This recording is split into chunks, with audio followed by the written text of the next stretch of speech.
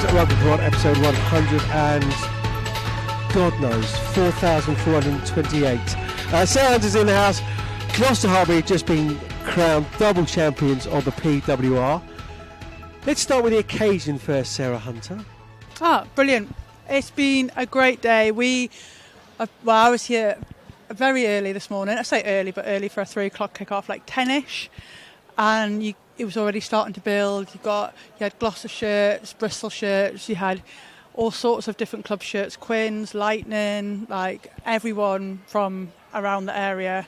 And there was just gradually as it got later towards kick-off and the sun was out, and it just felt a really great atmosphere. And it was one of those things, you get to a final and people are here out to support, the sun's shining, everyone's made a big build up to it, and you think, is a final going to live up to it? And because sometimes you can have 10-5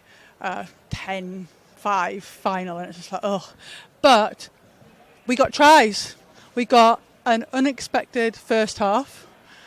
Don't laugh at me avoiding the seagull, Johnny. I'm scared of birds.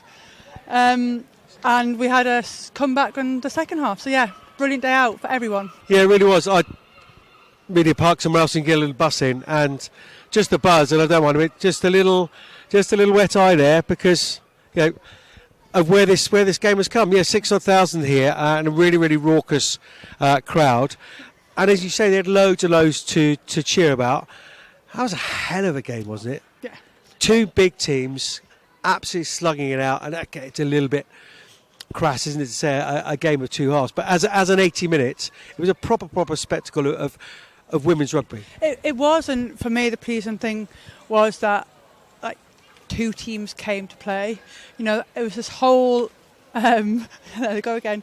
There was this whole build up about how Bristol were going to play. Were they going to change their game? Were they going to have to kick? You can't win a premiership by playing the way they did, and they stuck to who they are and how they want to play, the belief that they had in all season. And that first 40 minutes was probably some of the best rugby I've seen from Bristol this season.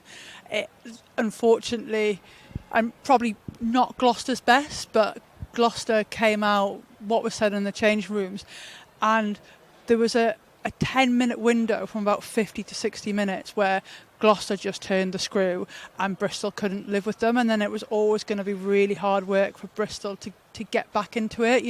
The way they play, they just almost tightened up, they forced things, maybe went a bit sort of singular rather than that collective way we'd seen them in the first half. What did Bristol get right in that first 40 minutes, apart from sort of 36 minutes worth of possession? It was incredible stuff, wasn't it? If the other team don't have the ball, they can't score. They can't, but Gloucester had some really clear opportunities. There was definitely two in the first half, very similar to the semi-final Bristol played in when they stopped Saracens from scoring. And they've had the best defence all year in the league, and they got critical turnovers which stopped Gloucester from building that scoreboard, which allowed them to put pressure, maybe that perceived pressure.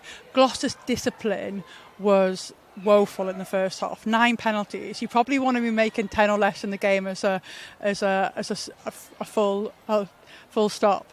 And then they went to their line out, they went to their maul, and they just then eked out distance possession, and they had everything go their way. Yeah, they really did. I spoke to Sean Lynn, but he said, not a huge amount was said. Just stick to our guns, stick to what we know. And I did get a feeling Bristol had to work really hard for their scores. Yeah. Gloucester didn't. Yeah. And it's really hot. And you've got people like Sarah Bairn playing her first 40 minutes of rugby for an eternity. And did they have enough for that second half, Bristol? And it turned out they didn't.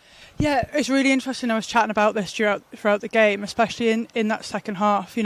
What was it? 21 phases, 20 phases to score. And at the time, you're like, oh, that's brilliant. They keep possession, they look after the ball. But when they don't kick, and that second half in this heat, that's for a forward, that is sapping. That's energy sapping, where Gloucester play this more territory game so they can get more energy in themselves, they can conserve energy. And when you get to a second half and you need to find a little bit more, whose legs are heavier because of the nature of what they did in the first half to get those points. I don't get it. There's a huge amount of time and there's acres of green space. You have Amber Reid, who has a massive boot. Holly Aitchison. Phoebe Murray's got a decent boot on her. You have Meryl Smith that can play all over the back line. She's really, really good footballer. As you say, just to take that pressure off. Let's flip it around then to the second 40. No, we're clear of Seagulls. It's okay. She genuinely is ducking to the Seagulls left, right and centre.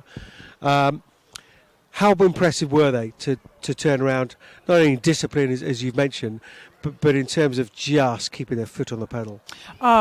It's very impressive. But then, they've been an impressive side, not just this season, but for the last 2 seasons. And that doesn't happen overnight, and it doesn't go away overnight as well. So they've got some great players. They've got some great leaders. You saw Mo and Zoe talking to Sarah Cox, the referee, probably just to understand what she was seeing and how they could change it. And I also think half-time probably came at a good time for them, so they could just go in, they could just take a moment, a breath and reset. Like that half-time probably came at a time when Bristol didn't want it. They're probably going, well, let's play the full 80 and all of one go.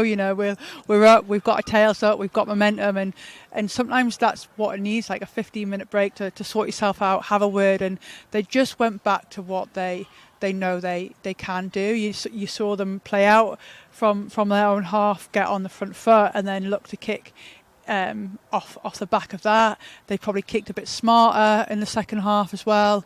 And then, the forwards came alive. They got their attacking game going. They got behind the gain line. Those little offloads are starting to come. And they're such a tough team to stop. Like once they get going, then... Bristol just didn't have enough. They had moments, like I say, for 10 minutes they kept them out, but at some point the flood barrier is going to break, and unfortunately it did in that 10-minute period from about 50 to 60 minutes. He's about 3 tries on it, back to back. Well, let's speak to one of the winners now, Tat Heard. I caught up with her just a few moments ago. Many congratulations. Double Premiership champions. How good does that sound? It sounds amazing, doesn't it? Really exciting. I think we spoke about it before the game, is that not many people get to finals, even fewer get to go back to back. So yeah, it's incredible. Really happy for everyone in this team. Yeah, I'm sure. Was there any nerves at all at any point this season, thinking, we want to back this up, and actually that's going to be really, really difficult to do that? And then you get to half time here, you're under the pump, you haven't even touched the ball. Did the worry set in? I think there's always going to be nerves. We care so much about performing, we care so much about winning games and getting to this point in the season. So all along the way there's definitely been nerves, but I wouldn't say it's a fear factor. It's more like we want to be performing. And then obviously under the pump a bit in the first half, but definitely just had to keep believing in ourselves and knowing that we have the tools in the locker to be able to put in a performance. We just had to make sure that we brought them out today. What did Sean Lynn say at half time? It was just about belief and composure. We had to stay calm, we had to stay patient. We knew we were going to defend for ages, and we did that in the first half. When we got those opportunities, we just had to keep the ball and convert them into points. How much fun is it playing in this circus? Yeah, it's amazing. My teammates are incredible. They make it so easy, they make it so fun. So, yeah, it's so much fun. I love it. Don't know what else to say, to be honest. Great stuff. Many congratulations. Great stuff. Enjoy it. Enjoy your time off and enjoy England. Anyone in particular that impressed you today? I think, Sarah Becker got player of the match, and I think it was very well deserved. I think she doesn't do anything fancy, but she put a kick in behind on the wing, which you wouldn't expect someone to do. But she has a footballing background, I think. So that was brilliant. But she carried really well. She defended really well. She was just industrious. And when your team's behind and you need to find something, you need players like her to step up. And I thought she was really, really impressive in that second half, especially. You've done it with England. As a player and now as a coach, you're top of the world. People expect you to win. That was the way with Gloucester-Hartpury. Does that make that second album, that second title going back to back, that much more impressive? And how hard is that?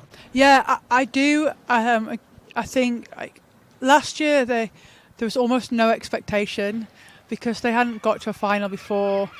And it was still all about Quins and Sarries, wasn't it? It was all very much about Quins and Sarries, and Exeter the way. Obviously, Exeter had beaten Saracens, and then they were the big ticket, and it was like, oh, will they do it? And Gloucester did brilliantly to win that, but then it takes a special team to back it up, and they've only lost one game this season, which, when you look at it, and narrowly as well, it wasn't like it was a very, very close game. So you just think, well, actually, once you win one, to go and do it again, it's really, I mean, look at ourselves as England, like, we found it impossible to win back-to-back World Cups.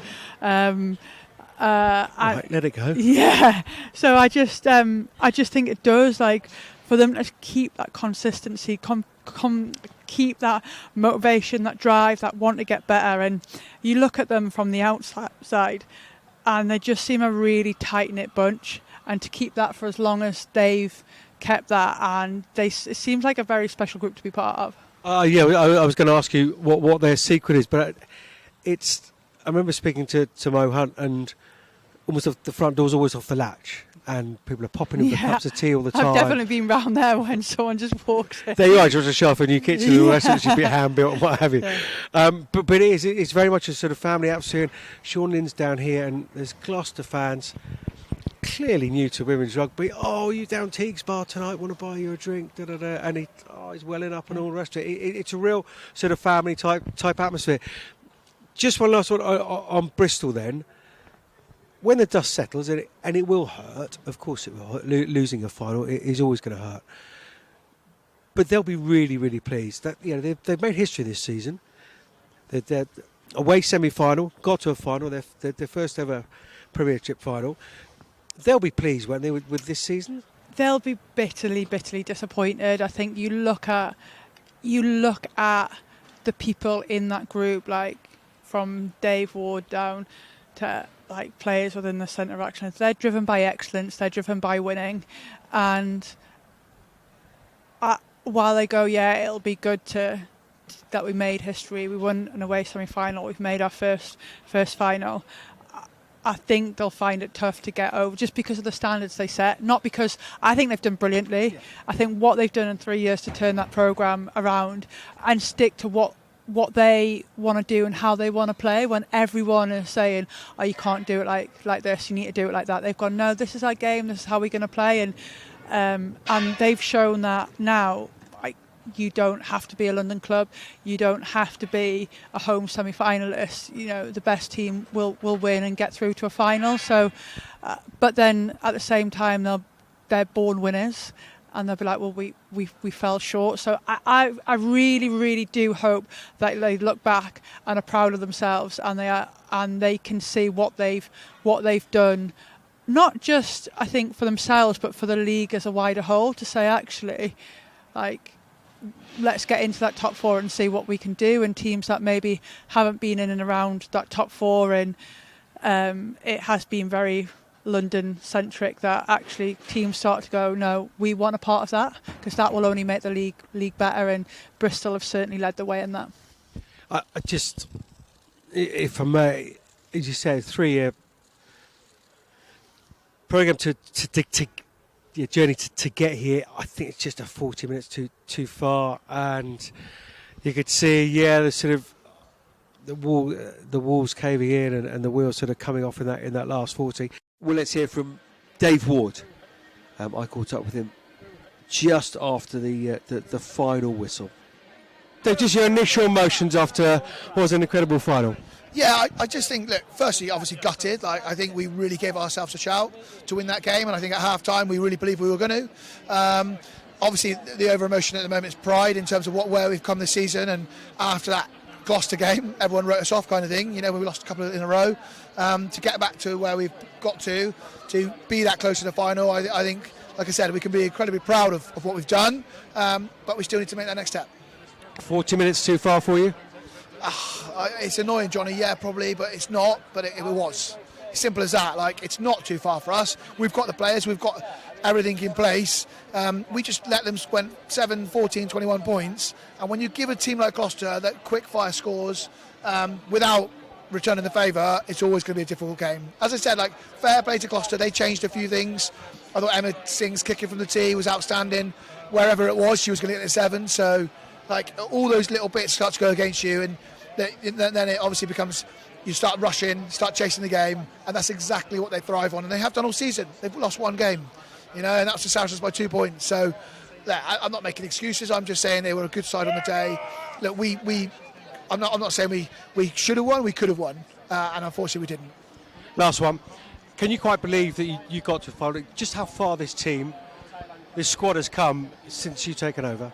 Yeah, I can, because one of the reasons I took it over was because I'm Bristolian. I saw the wealth of talent this squad's got.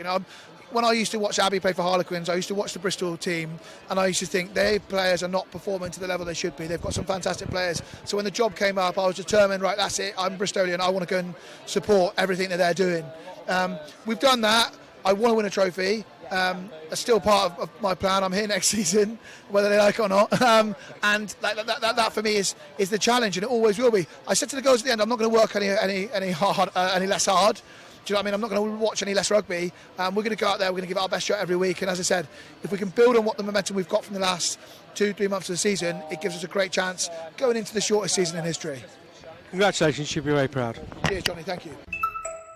They'll be back. I'm really pleased that Dave and Abby have a baby. Otherwise, I think Dave would be reviewing the final for the next 14 weeks. But he's got a young baby to go and look after and have a nice summer with. Yeah, but that was the brilliant thing. Like, you look and they're devastated, and then you look over and you see Abby with Hallie and Bots, and like, just it puts things in perspective, and it just kind of takes that hurt away, and the laughter and joy that she brings to the whole of that Bristol team is really, really special. And you talk about Gloucester-Hartpury having a very family orientated team that's certainly developed within Bristol's now, and they talk about it, and I think that probably changes people's perspective on things, how people approach games and training, and just relaxes you at time. And then afterwards, when they're disappointed about the victory, they've got that to take their minds off it. And it was really sweet to see that obviously kids don't know any different, but they're all chucking the ticker tape around, and you just look over, and obviously now they've all got like their baby shirts, and there's a Bristol and a Gloucester, 2 little ones, must have been like a year, 18 months, sat just playing with each other, and it's like one's in a Gloucester shirt, one's at Bristol, and it doesn't mean anything to them, and it's like that is a moment they need to capture right there. Sarah Hunter's now beginning to chop onions as well. One final one, I'd be remiss if I didn't ask you. It's like a kiddie in a sweetie shop as an England coach, aren't you? There is so much talent out there in this league. It must be a joy. It's brilliant, and I think that was one of the missions that the PWR wanted to do it, and it obviously hasn't happened overnight. It's taken a little bit of time, but when players are playing well for their club, it's great for England. It gives some headaches though. I mean, depending on how we want to play, who we want to play, you could pick like probably about 3-4 teams over. It's a great position to be in. Very, very fortunate. We've got some brilliant talent at this moment, and we've got some even better talent coming through that will push those older ones, shall we say. And now being helped with the fixture list as well. Thank you, Belinda Moore and PWR. Sunta, lovely over to see you in your smart tracksuit blazer combination. Very nice indeed. Mind the seagulls as you go. Lovely to see you. Take care. Summer well. You too. Great to have Sunta back on the pod, fully deserved. Well done, Gloucester-Hartpury, Sean Lynn, Nicole and James Forrester, and all the rest. Dale Murphy and the rest of the coaches. Many, many congratulations to you. Incredible to back up last season with a target on your back as champions. Well done, you. We'll finish with a couple of shout-outs, a bit of sort of newsy shout-outs really. Last weekend, of course, in Monaco, the Challenger Series for a place in the Paris Olympics was fought out. China had an unbeaten weekend, faced Kenya in the final. Kenya, the only side to have beaten them in the Challenger Series this season, beat them in the final, so China are off to the Olympics. And an Olympic draw has been made as well. In Group A, we see New Zealand, Fiji, Canada and China. In Group B, Australia, Ireland, Great Britain, South Africa. And in Group C, France, USA, Japan and Brazil. Again, we've been talking about it, haven't we? Wales against Spain. That's at Cardiff Arms Park 2 o'clock Saturday. That's the 29th, this Saturday. And of course, the winner goes into WXV2, being played in Cape Town in South Africa. The runner-up will be playing in WX3 in Dubai. So, yeah, big old game. Both have been warming up with playing practice, and Spain getting some practice games in as well. Big World Cup qualifier down in South America. Brazil against Colombia this weekend as well, being played out in Paraguay. So all the very best to those players. Big congratulations to Fiji. They turned around that loss to Japan 24-15 in Suva.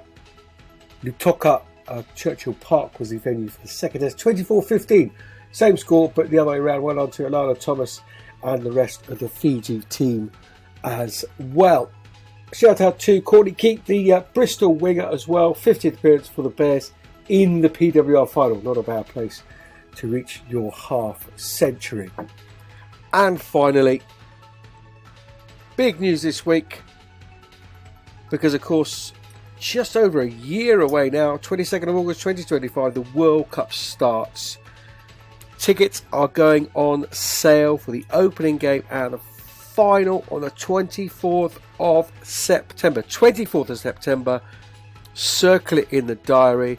The venues for the Red Roses games have been included as well. Northampton, Brighton and Hove.